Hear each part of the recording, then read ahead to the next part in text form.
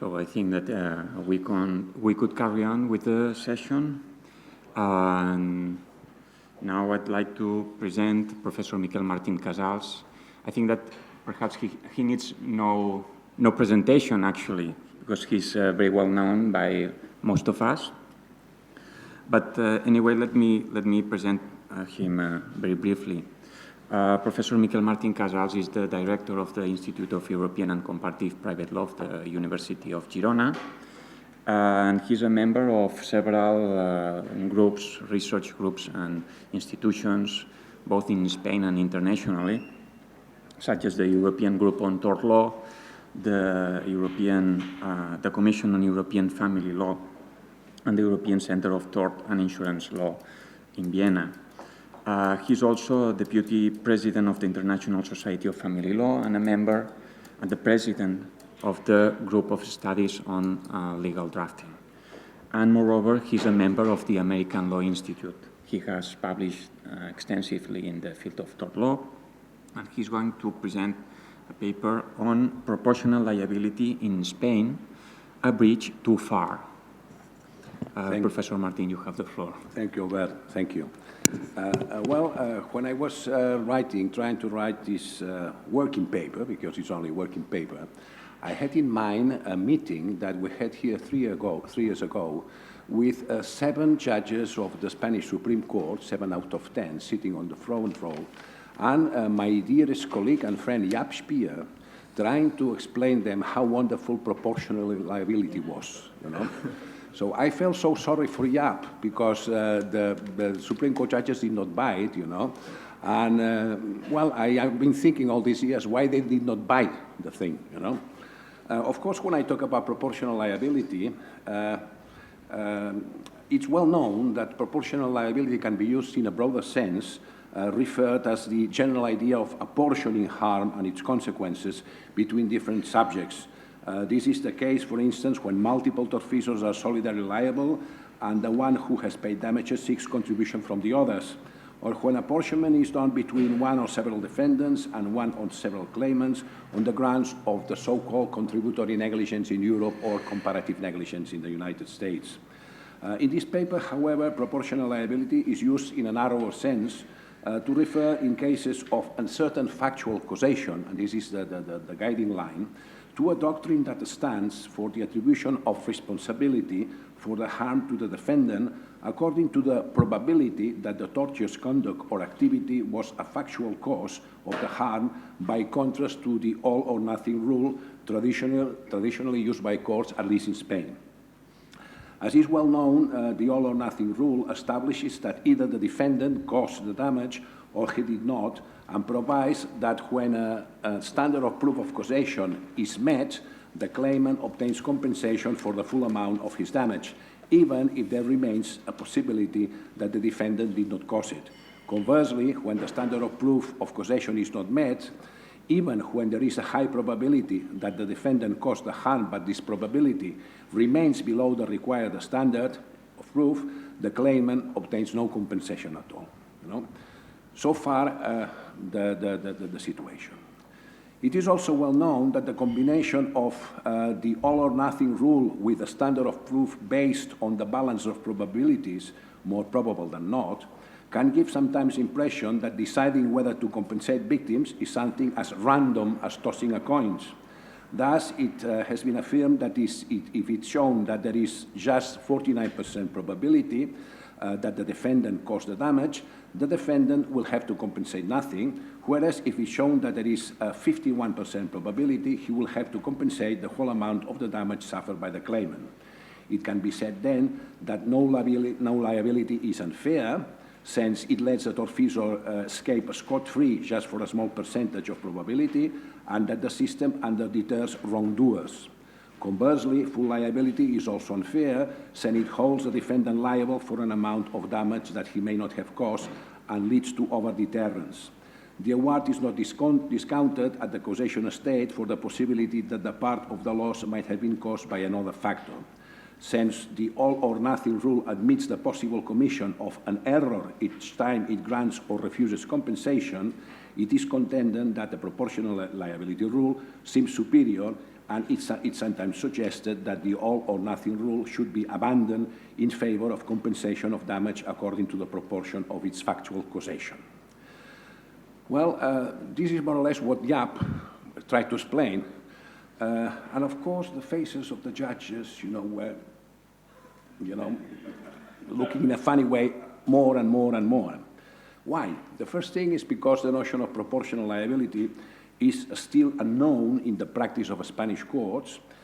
In legal scholarship, only a few authors, normally in the wake of foreign law, refer to proportional liability as part of the doctrinal debate on problems of causal uncertainty. In particular, there are references to proportional liability in the context of the proof of causation in the area of damage caused by defective products and unavoidable damage and with regard to medical liability. I think, however, a legal doctrine such as proportional liability is not a commodity that can be produced in one country and be sold in any other country worldwide. It requires an adequate legal climate in order to be able to grow and prosper, and one has to bear in mind that legal transplants can not only become legal irritants, but can also become a source of endless confusion and headache. In order to avoid this, it's very important to be well aware of the cultural and institutional setting of the legal system where a doctrine is going to be introduced, and I'm going to give just a broad approach to the Spanish tort law system. As regards the general aspects of a Spanish tort law system, the first thing that one has to bear in mind is that in Spain, tort law cases can be decided by civil courts, criminal courts, administrative courts, and labor courts. But the difference does not stop here. Civil courts decide according to the civil code and a specific civil act. Criminal courts according to the provisions of the criminal code and a specific corresponding acts. And administrative and labor courts also decide pursuant to their own sectoral rules. This legal diversity, however, may be counterbalanced by the fact that provisions dealing with tort law in the codes are scant, and rules included in specific acts cannot be generally applied to other situations that have not been foreseen in these specific acts. For all this reason, judicial discretion has traditionally been wider in the area of tort law than in other private law areas. The use of case law in the area of tort law is much more important than in our or other areas of our continental legal systems, and the solution given by every single court can be more dynamic over time. Additionally, one should bear in mind that Spanish legal scholarship has paid hardly any attention to tort law until 1980s. The first handbook on tort law is from 1940. The first treatise from the year 2002. And until recently, tort law has been just one or two lessons in a syllabus of a student. In the law of obligations, just one or two lessons in a program in the syllabus of law of obligations. As regards causation, until the first years of this millennium, a Spanish legal doctrine devoted very little attention to the problems related to the topic when dealing with tort law. Following the French, following what the French had understood about the German tradition, Spaniards followed the French. And actually, they contrasted the older theory of the equivalence of conditions, but for test, conditio sine qua non, with what it was claimed to be a new theory of adequate causation, which was also understood as a sort of factual causation. So traditionally, there was no strict divide between factual causation or causation as such and legal causation, or what we would call nowadays a scope of liability, a distinction which is it was introduced in Spain for the first time in 1990 as an Anglo-German import, but which has not been embraced by the Supreme Court until the first years of this century. Since the beginning of the century, the Spanish Supreme Court has been confronted with the distinction, but it has been busier with scope liability problems than with problems of factual causation. By contrast, it has been paid, very little attention has been paid to causation in fact, and other areas have kept the courts busy.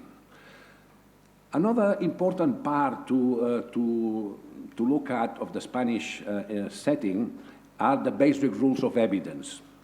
I am not an expert in evidence in Spain, but probably no one is, because evidence is something which is not studied properly in Spain, except by some of colleagues. But the position in Spain with regard to the proof of causation, by contrast to the proof of fault, has been very strict. In the area of fault, until recently, fault was presumed in most cases.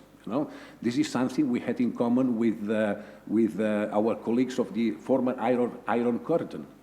So the Czechs and the Polish and all that, I discovered that in the meeting had done that for many years. I don't know why in Spain we did it, but for many years, fault was almost always presumed, and the defendant had to rebut the presumption of fault. But in the case of causation, it was not the case, so the courts were very strict with causation. However, the new Civil Procedural Act, passed in the year 2000, so 12 years ago, has clarified the situation and has introduced some rules that may alleviate the claimant's problems as regards proof. As regards the burden, what probably would call the burden of production, the Civil Procedural Act 2000 provides that the claimant must prove the facts upon which he establishes the ground of his claim, whereas the defendant must prove those that exclude them. These and other rules established in this provision, it says one of these provisions, shall apply whenever there is no specific provision that distributes the burden of proving the relevant facts with a specific criteria. While this excludes something that was very oftenly done in the past, this excludes the possibility for the courts to reverse the burden of proof, to reverse the evidentiary burden of proof or burden of production. The last paragraph of this provision establishes that in applying the provisions of the preceding paragraph of these articles, the court shall consider what it calls the availability and ease of evidence corresponding to each of the parties to the dispute.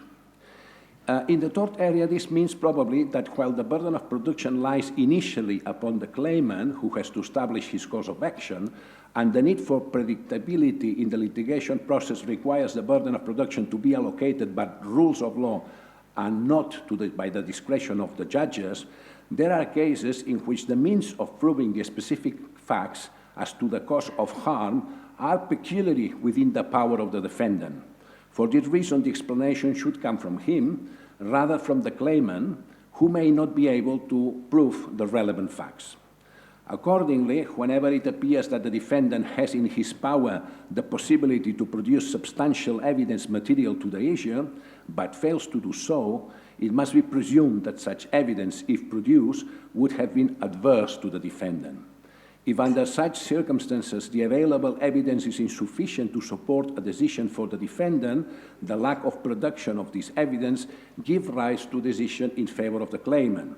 So this easier availability and access to information rule introduces into Spanish law a new rule of evidence which has clear consequences as regards to liability. If evidence is not available and the defendant is responsible for the non-availability of evidence, the defendant is liable.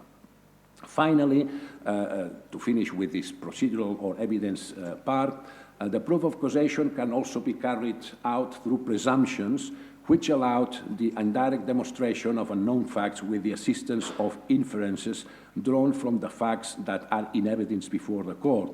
And so Spanish courts talk about legal presumptions, those established by statute, and factual presumptions, which are those at the discretionary power of the judges. As regards the standard of proof, the degree to which the proof must be established by the party on which the legal burden of proof rests, a Spanish law, for no surprise, we have been talking about this morning as regards to other continental countries, requires a very high standard of proof. Thus, courts hold that although there is no need for absolute certainty, causation must be proved with reasonable certainty and no lower the standards as the more probable than not are accepted. Legal doctrine also contends that the standard of certainty is equivalent to high probability levels based on what corresponds to the regular or normal course of events. And by contrast to the balance of probabilities, it considers that holding a fact more probable than not is not enough, is not sufficient. However, Spanish courts never argue in terms of probability. One of the reasons our Supreme Court judges, they were so shocked, when we're talking about 49%, 51%. But since common law scholarship more often than not refers to these percentages, some Spanish authors, to be able to talk with them, try to venture which percentage would correspond to our standard. Thus, in order to compare with this 50-plus common law rule, these authors consider that the probability that would be necessary to establish a reasonable certainty standard required in Spain should be placed above 80%. Just for the argument's sake, it's interesting to continue this comparison of the more probable than not with this, I insist, fictitious and hypothetical standard of 80-plus standard, in order to see that the idea of proportional liability, that is, the liability in proportion to the probability of causation, is not so straightforward for Spanish judges or lawyers, and not so compelling, the virtues are not so compelling when we have such a standard. So in this case, 80% plus, in spite of the same difference of 1 unit up and down, the fact that the dividing line is not placed in the middle of the scale makes that affirming or rejecting liability on the grounds of the existence or non-existence of factual causation does not seem such an arbitrary issue. And what is more important, accepting proportional liability means an important increase on the situations where defendants, albeit only for the corresponding proportion, will be held liable. So from 80% to 1%, so there are 79 points of margin, and if proportional liability, so to say, cuts both ways, so the other margin is very narrow, it's very small. If we leave the ideal world of mathematics and come back to the real practice, proportional liability may hardly have any practical effect in the upper limit and a very strong effect in the lower one, in a system like ours. In any case, the asymmetry existing in a system not based on the balance of probabilities distorts some, I would say even many, aspects of the reasoning that have been put forward in favor of proportional liability in those countries where their standard of proof is based on the balance of probabilities. Proportional liability in Spain. We are talking about mass torts, and sometimes we have forgotten that. I must say something about mass torts in Spain, which have nothing to do with causation, but I'll have something about that.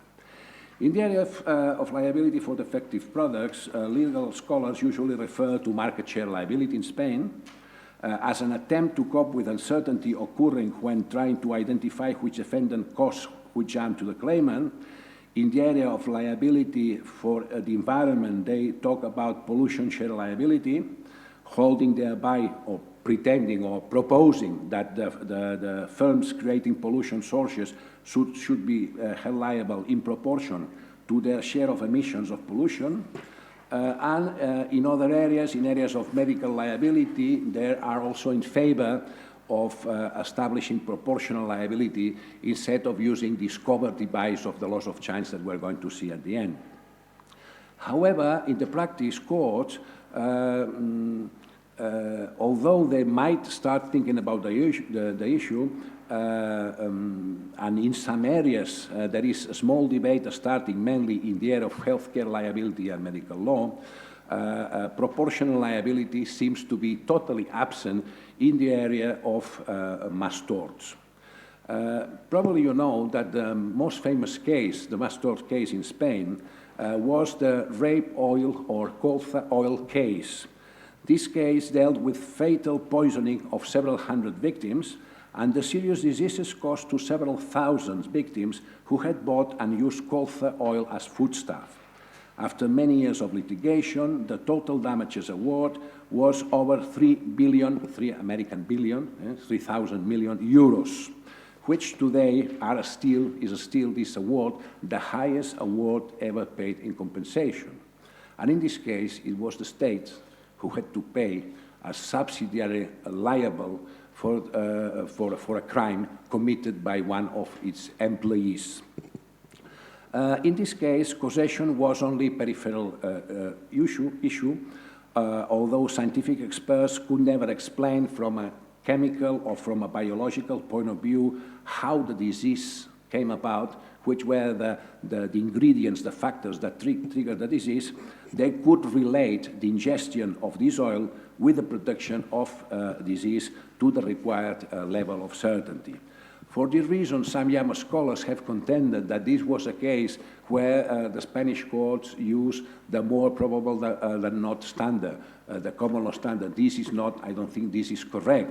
What I think that the problem of causation, it was another one which was solved with comparative law, in this case with the German case, and in this case it was held that the Supreme Court held that causation could be established even when the particular substance that caused the damage was unknown, whenever there was evidence proving the connection between the product and the damage, and any other factor could be excluded as cause of the damage. So it was known that it was a substance, ingestion of a substance that caused the damage. It was not known why, but it was always seen the relation, and it could be excluded that there were other situations. Another area internationally very important, as we all know, in the area of causation problems is asbestos litigation. Asbestos litigation is not unknown in Spain. From January 1996 to January 2010, there had been at least 190 decisions on damage caused by asbestos in Spain. Compensation for each victim has been so far rather low, so ranging from 6,000 euros to up to €500,000 in a mesothelioma case. However, the number of cases and the importance of the awards is increasing. Compensation has been awarded not only to occupational victims, but also to what we will call second-wave victims, like, for instance, family members exposed through clothing of the workers, and children and citizens exposed to asbestos dumped in playgrounds or as chief pavements in some streets in small villages. Compensation has been awarded for mesothelioma, asbestosis, and cancer, and with no hesitation whatsoever for pleural plaques as well. Asbestos litigation, which has obtained important verdicts in favor of the victims most recently, just a few weeks ago, will unfortunately increase over the next years, since according to an estimate of one of the main Spanish trade unions, Comisiones Obreras, the number of asbestos fatal victims between the year 2000 and the year 2030 will be around 50,000. However, so far causation has not been perceived as a crucial problem in litigation. Experts consider that it is possible that when asbestos litigation increases and when the legal discussion becomes more sophisticated, causation problems similar to those that have appeared in other jurisdictions may also be debated in Spain. For now, in most cases, damage has been the result of the exposure created by one single company, and in the few cases where the victim has been exposed to more than one source, causation has not been considered as a problem, or has been, depending on the opinion, not properly solved. So this is a case decided by the Superior Court of Murcia. There was a claimant P, who was the widower of the worker, who had died as a result of a mesothelioma. And the mesothelioma was caused by the exposure to asbestos dust over time. And during the working life, this worker had worked for 5 months with one company, 7 months for another, 1 month for another, and 20 years for another company who was in charge of doing something for a further company, so 5 companies. So the widow brought an action against all the 5 companies, and the court disregarded the first 3, considering that the exposure in it was just 13 months, was not important enough when compared to the exposure of the last 2 workers that was over 20 years, you know. And in this case held the companies D4 and D5 as solidly liable. Well, solidarity is not a problem here since D5 was vicariously liable and solidarity results from vicarious liability in this case. But for the rest of the decision would be at least arguable under my point of view, because although the risk of contracting mesothelioma may be linked to the length of the exposure to asbestos, and it's not very well known how the mechanism of mesothelioma works, it seems that once the fiber or fibers causing mesothelioma have been inhaled, further exposure is irrelevant. So in this case, it could have been also possible that these fatal or several fatal fibers had been inhaled during the short time of exposure with the first defendants. So I think that in this case, probably it was not the best result, but at least the Superior Court of Murcia saw no problem there. Well, now let's see in which areas do the causation problems arise. Well, I'm not going to talk about hunters, I'm not going to talk about cows, but we have similar problem in cases of indeterminate defendant, cases of alternative liability. And my question is, alternative liability a case of proportional liability? Well, because there are some people that say that the way we solve it in Spain, some young scholars say that this is the new trend of proportional liability. Case referred here as alternative liability are known in Spain as damage caused by an indeterminate member of a group, or cases of alternative multiple tortfeasors. Here it is known for certain that the damage has been caused by one of the actors involved, or by several of them, but is unknown which one, in terms of conditio sine qua non, which one was actually being the cause of the harm. As in other countries, the examples given in Spain refer to members of hunting party, as well cases of harm suffered by children while playing and arguing with other children, etc., etc. By contrast to other legal systems, like the German Civil Code or the Dutch Civil Code, there is no general provision in the Spanish Civil Code providing for a solution of the problem. However, Spanish case law and the prevailing legal scholarship considers that in these cases of multiple tortfeasor, solidarity applies, solidarity liability applies. To tortfeasors who have acted in concert, such as co-authors, person acting under previous agreement, there is no doubt that solidarity liability applies because the Penal Civil Code expressly provides so. The Penal Civil Code deals also with the civil consequences when the act was a crime or a misdemeanor, a big crime or a smaller crime, you know, so it solves according to the civil rules of the Penal Code. But what happened to members of the group who did not act in concert? In this case, the doctrine has looked around and in order to be happy that they are not doing anything against the sacred rule of causation, they say, well, in this case, there was a collective dangerous activity, and although the causation link cannot be established with a single defendant, it can be established with a group. So the whole world is in calm, you know, and no problem arises.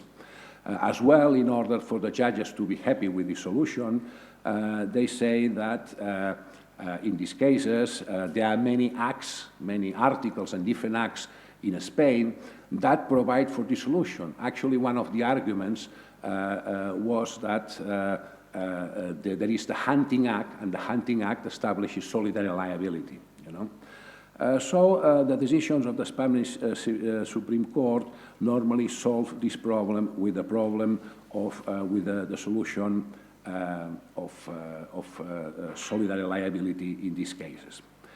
Young scholars have held, and I think they have rightly held, that holding all members of the group solidarity liable when the claimant has not been able to identify which of them was a cause of the harm means a departure of the traditional rules on factual causation. In a way, and in a way that is sometimes confusing to me, this younger scholarship compare this doctrine with other doctrines as comparative negligence, intervention of a third party, concurring force majeure, and say that in these cases of solidarity liability, there are cases of proportional liability, but in the internal relation. Well, to me, this is not a correct way of explaining, because I think that solidary liability and proportional liability exclude each other, you know. So, in my opinion, what happens in these cases is that first, there is a problem with the rule of evidence, and then there is a problem with, so to say, a substantial rule, whatever it means, substantial, because probably it means something different for you than for us, you know. So first, the rule of evidence provides that uncertainty regarding who caused the harm among several possible tortfeasors must be solved in favor of the victim. An innocent victim is preferred over a tortfeasor who may not have caused the harm, but who was at fault or was engaged in a dangerous activity subject to strict liability. And then this rule of evidence shifts the burden of proof to the defendants. Any defendant who is able to meet the burden of proof will exclude himself or herself from possible liability. And then, if finally there are two or more defendants who have not been able to do so, the judge must move to a second step. Many reasons, of course, speak in favor of this first step regarding the rule of evidence, as we have said, preference of innocent victims, risk control, minimization of the risk of error, and so forth, you know. But then, once you have overcome this first step, and we have still two or more defendants left who have not been able to exclude themselves, then we must go into the second step in establishing whether this liability is solidary, I mean jointly and several, or just proportional or several. But these are two different steps. The first step is to establish, well, in this case, in spite that we don't meet the burden of proof for causation, can we establish that there was causation? And then in the second step, we have to decide between joint and several liability or proportional liability. Whereas in the first step, the issue was the distribution of the evidentiary risk. In the second step, the issue is the distribution of the insolvency risk, as well as the risk that one or several potential tortfeasors cannot be traced and brought to the court. If one of them is insolvent, as long as a single solvent remains, the victim will obtain compensation in full if we adopt the solidary liability rule. By contrast, partial or several liability places the risk that any of the possible defendants has disappeared or has become insolvent upon the victim. Whereas most countries accept the solidary liability rule, proportional liability is also possible, as for instance the European principles of tort law propose. And actually that was what Jaap was trying to explain to the judges of the Supreme Court, to say, well, if you have, let us say, used the evidentiary rules in favor of the victim, don't place everything in favor of the victim, place something also against the victim, in the sense that you should not hold defendants that have not caused the harm also liable in full for all the defendants. According to the pro-victim traditional approach of Spanish law, and this is very important, you know, tout pour la victime is something that can also be said in Spanish, you know. We follow a pro-victim traditional approach. Liability, proportional liability seems difficult to accept. That's what the judges of the Supreme Court said.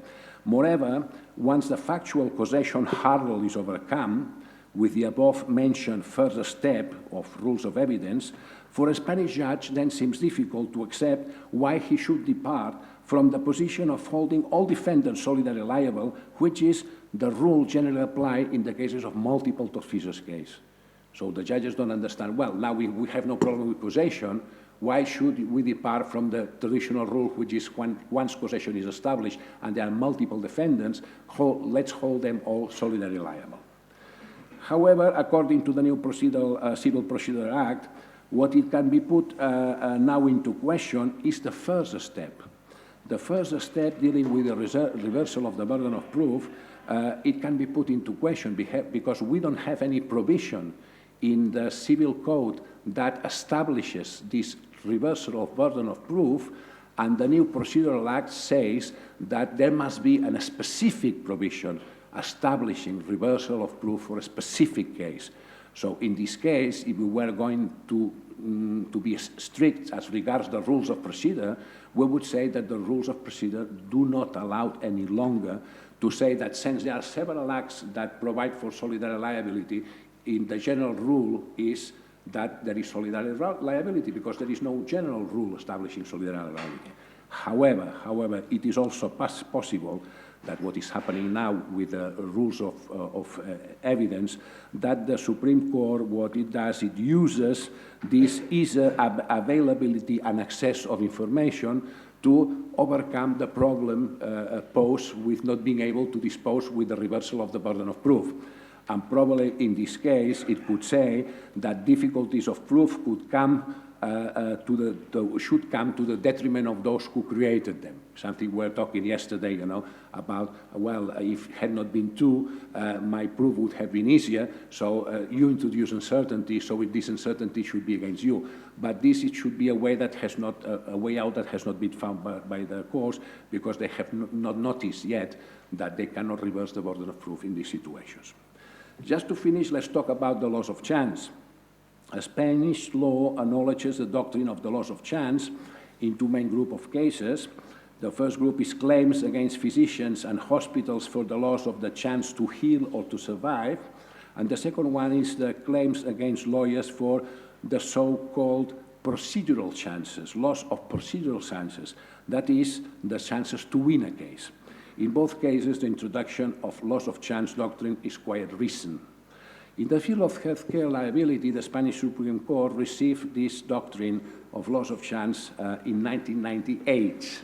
It was a case that a man who was a worker in an ice cream company, he had an accident, and a machine cut one of his hands, So everybody in the factory, pick up the hand, called an ambulance, a doctor came, and the doctor said, well, preserve this hand properly, So they were such a good friends of the person who had suffered the harm that they wanted to do their best, and they put the hand inside of a cake, tartar, and they preserved it with ice, which was not natural ice, was synthetic ice, So the point is that the doctor did not pay any attention to how the hand was preserved, and when the hand, together with the patient, arrived at the hospital, the hand could not be reimplanted because the preservation was improper.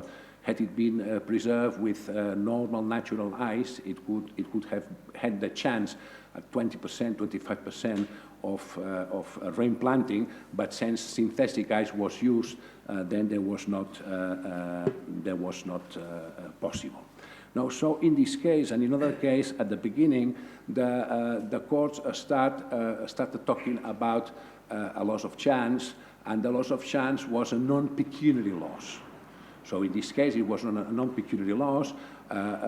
It was not a problem of causation. It was a problem of certain chance, and this chance it was what we call a daño moral and non-pecuniary loss, and not a link between a certain proportion could be established. However, in later decisions, that link could be established. In a decision of a diver who was diving close to Valencia, and he went too deep and up too quick, and when he went up too quick, he had a dysbaric problem. And he needed an hyperbaric chamber. There was no hyperbaric chamber there. The closest one was in Barcelona, and the health company, it was the state social security, had to decide whether to take this person to Barcelona by a special helicopter or with an ambulance, They thought that an ambulance would be enough, it was much cheaper, whatever, So they took the man in ambulance, they got there 30 hours too late, and this person suffered fatal, well, not fatal, but serious injuries, So in this case, it was established that had he been treated properly, there was about 71.5 chances of recovery. So he would have been able to be among those 71.5% of people who would have recovered and not suffered such a damage.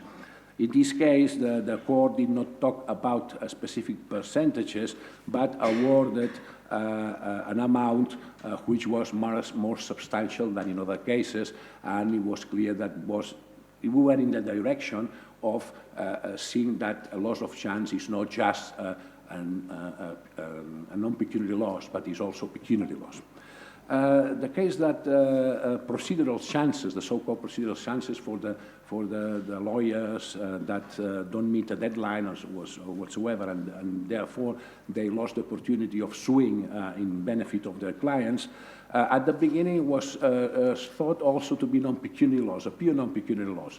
And it was thought to be an infraction of the right of access to justice, according to the Constitution. I don't know why they came to this idea, because the right of access to justice, to me, is something that applies only to the public system, not to the private individuals, you know. But, well, it's more complicated because the Constitution, following some rules also applied in other countries, applies directly to the individuals in Spain sometimes. Well, in this case, at the beginning was this idea, you know, but then all of a sudden the Supreme Court made a change and said, no, in this case, there are not just non-pecuniary losses, there are also pecuniary losses.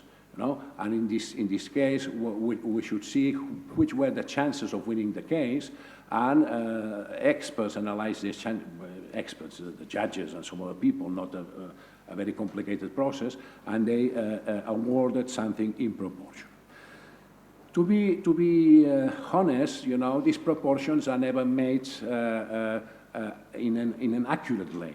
You know, they are more or less, you know, more or less they say, well, it's 70% and they compensate. But the trend, if we analyze that according to other criteria, in fact, there is no proportional compensation, although they start talking about proportional liability, is a more or less compensation that helps to solve the problem. The loss of shine doctrine is, I think, very dangerous, because it's like a monster that can expand, you know. It helps you to be happy with your system, because you say, well, I must do something here, I cannot touch causation, so what I do is I say, well, this chance is a damage in itself, so I make it a damage, you know, and the world is in perfect order and causation stays there, you know. But what happens if you keep on doing all the time? If you keep on doing all the time, it may happen to what is happening now, a very recent decision from the January this year, and in this case was dealing with a patient who suffered tetraplegia after undergoing a surgical operation and who had not been properly informed of the risk that the operation entailed.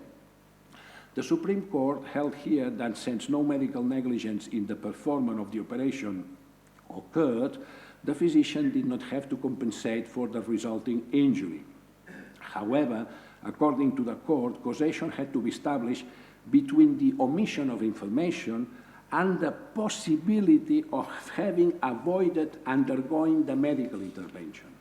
So the decision considered that the lack of informed consent has led to a loss of chance for the patient not to undergo the operation, and that this loss of chance must be assessed according to the probability to which, if properly informed of this typical risk, the patient would have decided not to undergo the operation. What is very striking to me is that the court reserved this doctrine for what is called elective medicine, and says that this doctrine does not apply to what we would call in Spanish healing medicine, that is cases where the medical intervention is necessary in order to preserve the patient's health, by contrast to cases of elective medicine where the patient undergoes intervention aiming at achieving a successful transformation of his body, as would be, for instance, cases of plastic surgery. This case was a case of elective medicine, you know, and since it was a case of elective medicine, it was applied. But I don't understand this theory because even in the case of healing medicine, there is a choice, you know. I mean, in this case, in my opinion, this doctrine is absurd, since it knows that the patient may think that one bird in the hand is worth two in the bush. You know? So it's much better, you know, to say, well, you have only a few years of life, but at least you have 4 or 5. But if you undergo an operation, you may have 10 years of life, but you have a 90% risk of not being able to wake up, you know. So in this case, I don't know whether I should be allowed to decide or not, you know, because it also has a value, you know. So I don't think that this doctrine is there and is for the professor of university and the researchers to fight against it, I think, you know. In the case at stake, the result reached by the court does not bring a big surprise. After having taken into account all the circumstances of the case, the court held that the probability that if properly informed the patient would have not undergone the operation was 50%. So damages was reduced to 50%. Well, if the Supreme Court is coherent, what it's going to do now is going to reduce all cases of elective medicine by 50%. And we'll have to come back to a theory that it was well established in the case of wrongful birth. In the case of wrongful birth, the first cases, it was about what the pregnant mother would have done had she known that the baby had terrible problems, you know. Some of the first decisions say, well, it's for the mother to prove that.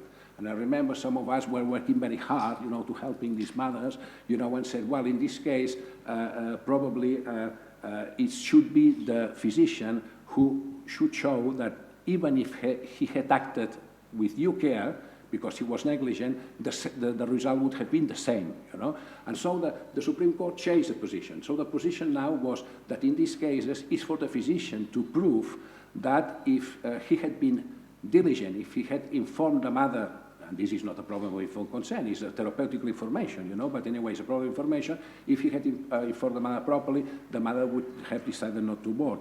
So now the Supreme Court will have to see how they cope with these things. I think that the doctrines of loss of chance is dangerous because it can expand too much, and at least one of the ways to limit it is that the idea that the materialization of the favorable event or the avoidance of the harm or the injury must be random, must be something random, must not something dependent on the will of the defendant or of the plaintiff. Because if not, what we are going to do, we are going to be able to use loss of chance to solve all evidential problems, you know. And so when we have evidential problems, we will look at the probability, and according to the probability, we will compensate accordingly. I think that much more must be done in the area of proportional liability in Spain, but also much more must be done in the area of rules of evidence. So probably someday we'll meet in the middle of the point, and the bridge will not be too far. Thank you.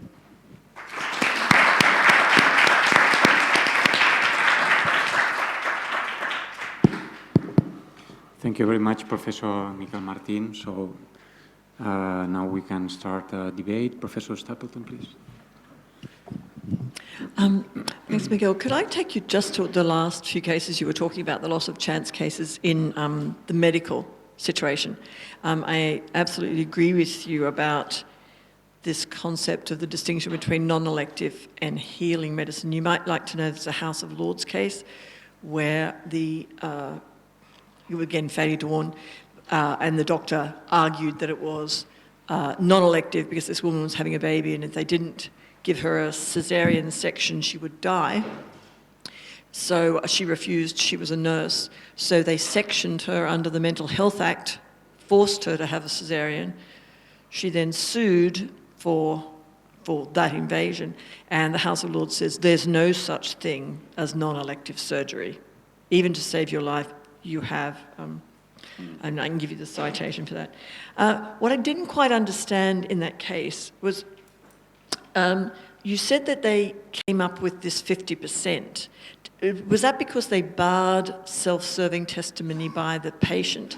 Because presumably a patient could come in, and this is the problem we have in our systems, that patients always after the event will say, or unless they're honest like they were in the House of Lords case, Chester and Afshar, they will say, oh, well, if I'd been warned, of course I wouldn't have had this operation. So how did they get to the 50%? Was it that that's what she testified, or they just barred the testimony and made that assumption? And from the decision, it's not clear how they came to the 50%, you know? Because I think the 50% was that, according to those circumstances in the case, they could not say whether it would have accepted or not. So in this case, so they split the difference. That I think that is ridiculous, because this is what's going to happen in most cases, you know. So in most cases, it's going to, unless you force patients to produce a sort of declaration that's saying, well, in case For instance, in the case of wrongful birth, in the case I see that my child has a problem, then I am ready to undergo an abortion.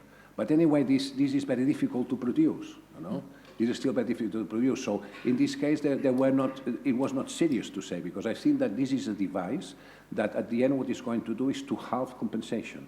And actually all the argumentation was brought by the insurance company, and they had been studying for weeks in France, They had been studying what then it was the doctrine of the expansion of chance, just to try to introduce it here, And in this case, I think that inadvertently the judge introduced this doctrine in this area, which is very new, and the result is 50%, not based on really evidence. Specific facts. Yeah? So I might just mention that in at least one Australian state, there is by statute a rule against the patient testifying, because the fear is that it will be self-serving. That rule doesn't exist in the United Kingdom, and the main case that went to the House of Lords, the testimony of the woman was, had she been warned about the risk of the operation, she wouldn't have had it on the day she had it, but she might have had it the next day. Now that, if you then say, well, what's the likelihood it would have happened then, then the breach did actually cause her outcome, because you have to guess what would have happened on the Tuesday, and since it was random, like lightning striking, more likely than not it wouldn't have happened. But this has caused a lot of problems in our system because people don't quite understand that. But I think you're right. In your case, a lot of it comes back to your rules of evidence. So unless you have those clarified, it's going to be very difficult to see the outcome of these doctrines. Yes, Professor Wright and then Professor Rosenkrantz.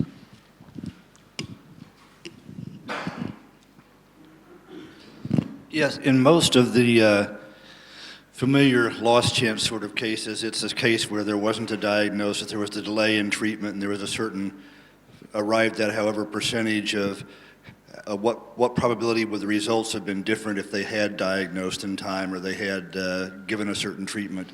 But in these cases of involving informed consent court cases, you have sort of a double probability problem, right? You have kind of a question of, if informed, would they have decided differently in terms of taking the operation? And then if they, then what would the probability be of something happening given if they had decided to have it or not? So is there a double probability problem here?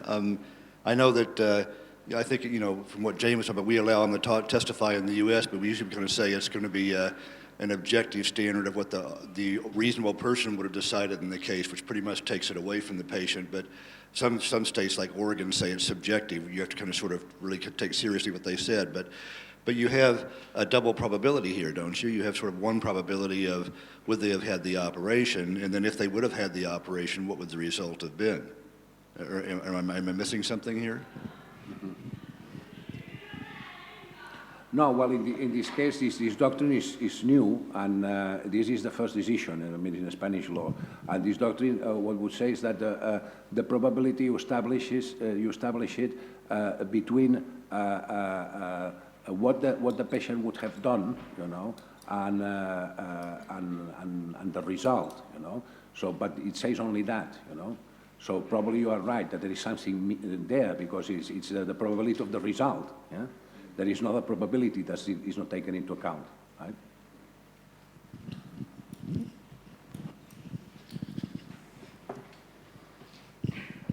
I'm sort of curious about why you think that the loss of chance doctrine is problematic in the same way that the cases of alternative causation, because it seems to me that in the loss of chance cases, the victim lost something. Mm-hmm. There's no doubt about that. The question is what the victim lost, right? So it's a question more amicable to be treated, it's a question of damages, and as a question of damages, it's much more easier to correlate it with likelihood, to discount the damage by the likelihood of it. So it's not problematic in the same way in which causation cases are problematic. Because in the causation cases, you don't know if the defendant actually caused any harm. So it's a completely different kind of problem. It seems to me that, again, correlating damages with likelihood, with chances, is easier. And then going back to the case, to the asbestos case, I mean, it's interesting that the court was not moved by the fact that the victim was subject to much more longer times of exposure by the longer employer. It's curious, but it seems to me that it's the right decision somehow, because you know, I would say, well, every employer the victim had did something that was equally efficacious to bring the harm about. So, you know, if we're going to presume that the plaintiffs caused the harm, we had to presume for all of them equally. And that's what I was trying to defend yesterday somehow, that if you presume that the defendants did something that was able to cause the harm, it's fair to them to presume equally, independently on whether, for instance, one shot 10 shots or just one shot, or one exposed the victim 1 month or 10 years. Let me start by the second question, you know. I think that in this case, whether it must be equal or not, it depends on the theology of the disease, you know. If it's a disease that it's done by accumulation, as would be asbestos. Well, if it's not according to accumulation and it can rise at any moment, then it should be probably assessed equally, regardless of the time of exposure, unless you could prove that a very short time of exposure was irrelevant, you know. So statistics are not relevant there, that's correct. Yeah, well, that's it, because you can get the fibers in just 1 day, 3 days, 4 days, you know. So this is why I think that I don't know whether it's wrong or not, but I would say probably that it was not the best solution to the case. With regard to the other one, I mean, the other one in the case of loss of chance, it can be also a problem of causation, and to me it's more a problem of causation, because it's something that is in your sphere of risk or not, you know. So in this case, there are many things in your life, in our lives, that are our sphere of risk, you know. And what it has happened here in this case is that there is a person who has increased the risk. You know, the other risks were in your sphere. You know, the 70% risk that you don't cope with an operation, if it's properly performed and all that, is in your sphere of risk. If the probability is reduced from 70 to 20%, then this difference is seen from a long angle of point, is an increase of risk, and that could speak in favor of apportioning.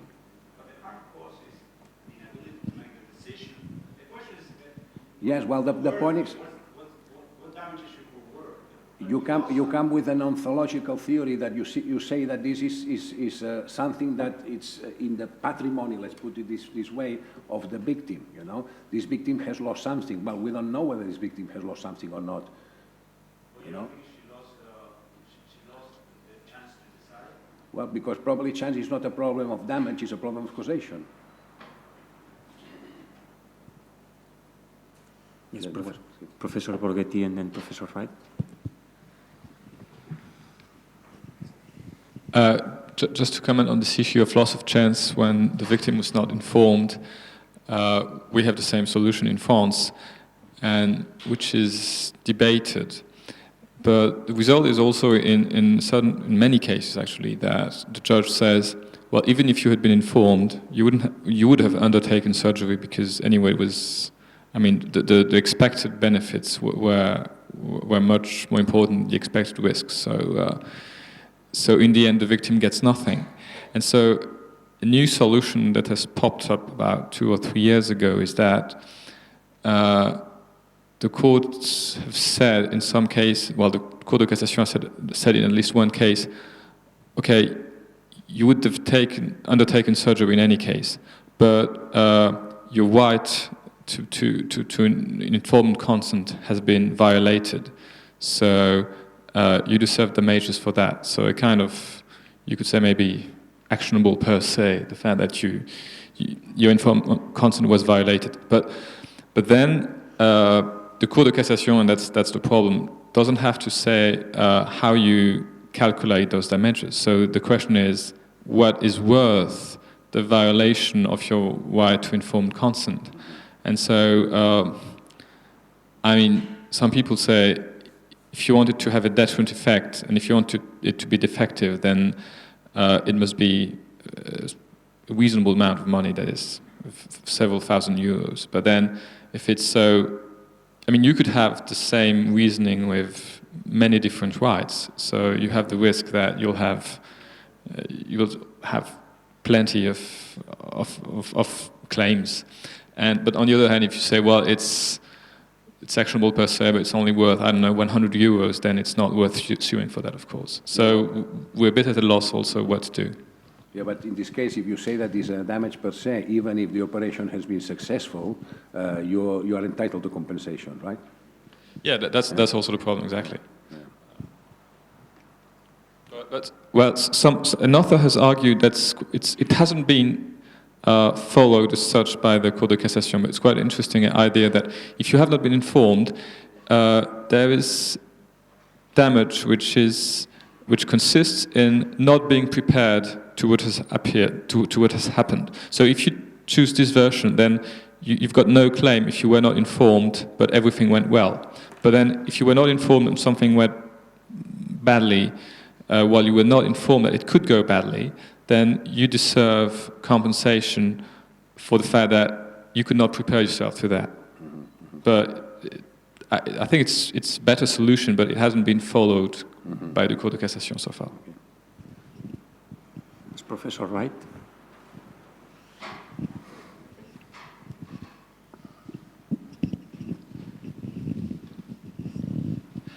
Yeah, I was going to mention the, I guess in terms of what Carlos is talking about, that, and I think Italy has done this now too, the same sort of thing, that there is a definite sort of injury in terms of loss of chance in these lack of informed consent cases, in terms of no matter how it turns out or would have turned out or whether you decided or not, you weren't given the chance to make the decision to go ahead. And so it's kind of like the per se battery sort of claim, lack of consent, not quite the same. So there is a definite injury you can point to if you want to recognize it. But apart from that situation, I'm not sure if I agree with the idea that there's a definite injury otherwise in lost chance cases that don't involve the informed consent sort of issue, but involve a failure to diagnose or something like that. Because I think probably what goes on in those cases, more like the causation cases, is that, what happens in these cases with proper diagnosis, let's say 70% will survive or have proper treatment, 30% won't. And the only problem is, we just don't know which one of these you are, right? I mean, it's pretty much predetermined at the time that, if you go ahead, you're going to be one or the other. It's just your genetics, it's all sort of things. We just don't know the mechanism well enough. So I think that probably that from that standpoint, it's not really that different from the causation cases. Yeah, just a couple of comments about the informed consent dilemma. One is comparative, so like what Jean-Sébastien mentioned with respect to France, we have in the late 90s in which the majority of the court opted for giving damages for the near injury to autonomy, when the majority thought that there was no causal connection in the sense that she would have decided to undergo the operation if warned. Interestingly, one judge in a minority would have adopted a proportional liability and set it also on 50%. And then another minority judge said that she would give full compensation because she thought that that she would have decided that she would not have done the operation if warned. The other comment is about something that cropped up, I think, from something that Jane said at the beginning, mentioned is whether there's a double probability here. I don't think that there is, and I know that it's somewhat disputed, but I think that the risk is attached to the person, not to the it's attached to the procedure, but to me it seems more likely to conceive it as attached to the person rather to the time and place that it happened. So if the patient would have undergone it a day after or a month after, unless we have reasons to think that it would be different, standard of clinical standard, so the risk is attached to the person since we know that it happened to them. So if they would have decided to undergo it in another date, it shouldn't matter, and there's no causation. So on this, I'm with Lord Bingham in the dissent on that it's a matter of factual causation and not only a matter of attribution. But I think that. Yeah, there are two. One question is, what would the patient have done? Yeah. And you could assess that on a range of probabilities if you don't have the testimony. The next question is, say they would have delayed and had it the next day, then we have the hypothetical question of what's the chance that it would have eventuated then. In the House of Lords, both questions were done on an all or nothing basis, so not percentages. The first question was allowed to be determined on testimony, and she says more likely than not she would have waited a day. The second question was then done on the medical evidence of what was the risk inherent in the operation. And unlike Richard's speculation, the majority of the House of Lords said that the evidence was this was not a risk attached to the patient but to the operation. Since it was a 1 in 10,000 chance, more likely than not, if she'd delayed a day, it wouldn't have happened to her. It was like lightning striking. It struck her on Monday, but had she delayed, it wouldn't have struck. They were divided on this. I want to clarify, when I said attached to the patient, I don't mean that there's something in the physiology of the patient that is unique. But any patient that decides to undergo this procedure has 1 to 2% risk of undergoing it. And therefore, if she testifies that eventually I would have undergone it, so the 1 to 2% chance that materialized in that moment that she did should be carried over to the future hypothetical date that she would have undergone it. It all depends whether you think the reason she got it on Monday was because of something in her body, that she's the 1% of patients who will get it.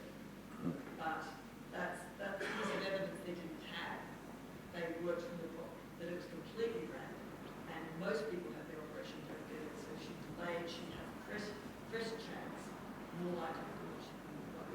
Although it sounds crazy, that's... Yeah, exactly. That is something that you have to ask. Is it attached to the person's susceptibility, or is it like completely external to her? If it's completely external, you go back to the basic rate of side effects and surgery, and so you're back to it being unlikely to have struck her if she had a different... Professor Klein? Either way, I would have thought that that risk is not within the scope of the failure to inform liability. That is. This was Lord Hoffman.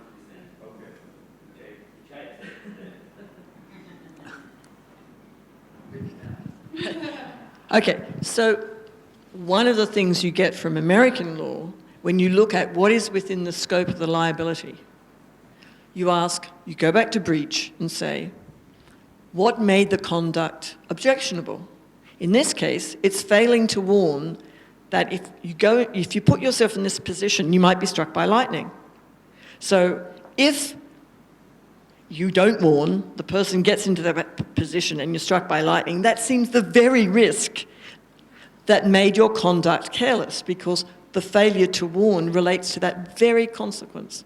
But she decided that she would have undergone it anyway, so they warned her about lightning, and then she said, yes, but I'm either taking the risk and hit by lightning, and therefore there's no, definitely, yeah, it's not within the scope of risk, and I would say that it's also not factually related. But this case is like, the driving going down and then something falls on you, which I think that you accept that there shouldn't be liability in that case. So what's the difference from Chester?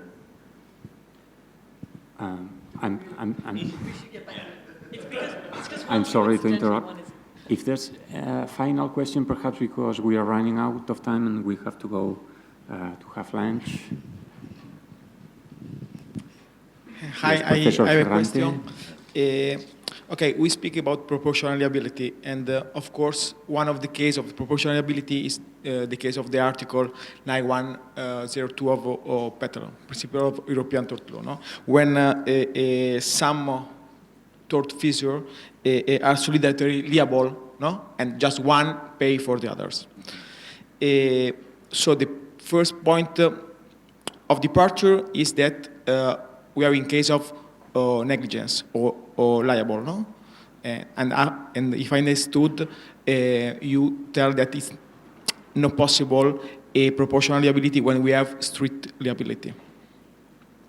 Now the question is, do you think that can we have a proportion? Can we speak about proportional liability just in a case, or an hybrid case, when we have a solidarity between two persons?